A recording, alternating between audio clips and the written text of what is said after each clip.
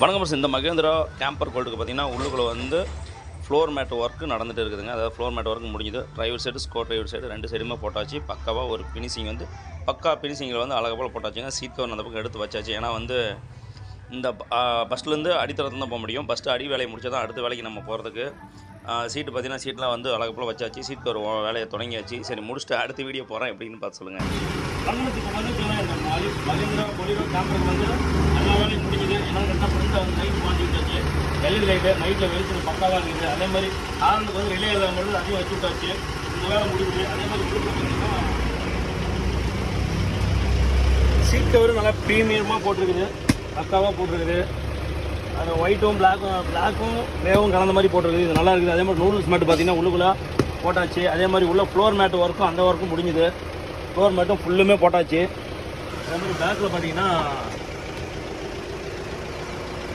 பேக்கில் அதே மாதிரி தான் ஃப்ளோர் மேட்டும் போட்டுவிட்டு நூடுல்ஸ் மேட்டும் போட்டுவிட்டாச்சு. இந்த கலர் எப்படி இருக்குதுன்னு பார்த்து சொல்லுங்கள். ஆனால் அந்த கலர் நாங்கள் சூஸ் பண்ணுறது எப்படி இருக்குதுன்னு பார்த்து சொல்லுங்கள்.